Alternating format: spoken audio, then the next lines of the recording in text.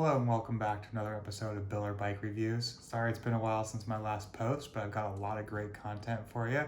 I'm reviewing a couple new bikes, including the Viathon G1 and the new 2021 Specialized Verge.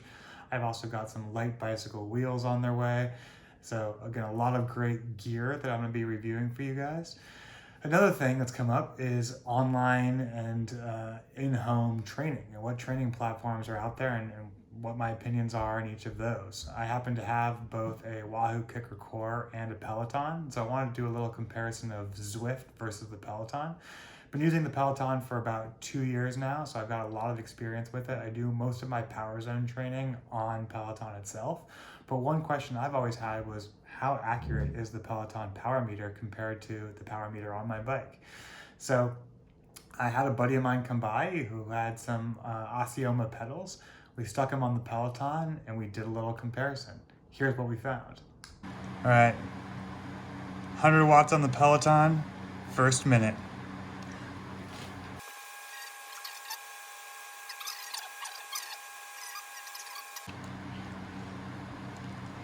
Second trial, 200 watts. Okay, so your average was 174 and 182. Yeah, not enough. That's interesting. So Peloton's a little high now. Going in, shooting for the 250. Get into that zone 3. The stage is hard. This is my zone 1, dude. What are you talking about?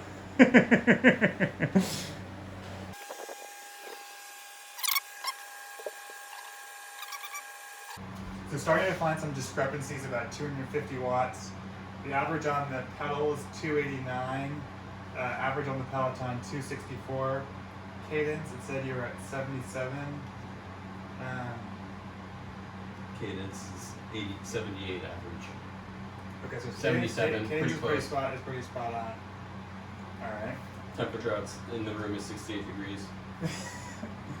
All right, I think you can. So you want to shoot for 300, Yeah, 350? let's do it. Let's do 300. Step intervals, right? Yep. 1 minute, 300 watts. Oh yeah.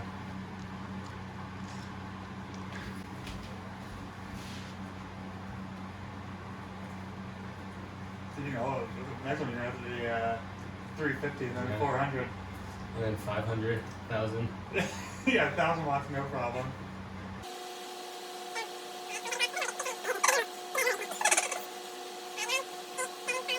Shooting for that 400 watts.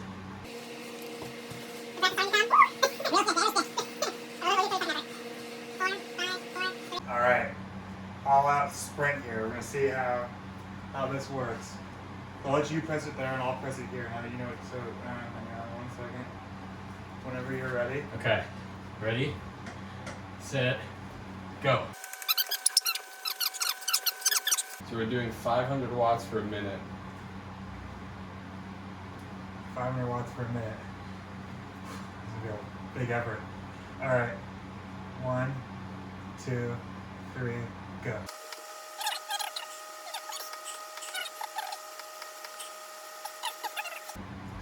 So let's do this in 3, Yep.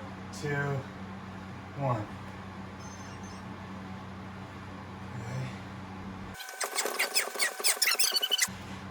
Nice work. Nice work. God, that's a lot more fun watching you do it. Almost twice the power watching you do it, though. All right. Oh, that's interesting. So, Peloton saying 550 watts, and the pedals are saying 762 watt average. Ooh. That's a huge difference. That's the biggest difference we've seen all day. So I think we do one more test where I hold my FTP, which I've tested on here, to be about 350. Okay. And I do that for a minute. For an hour. Okay. Let's do it. Okay. You guys have an hour to watch this video, right? Okay. So FTP test for a minute, around 350 watts. Around 350 watts. You're gonna have to let me borrow those legs, dude. It's not fair. All right, we'll do it in 3, 2, 1.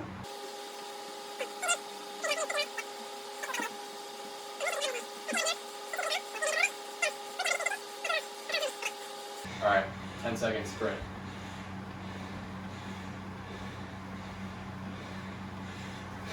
Hit it.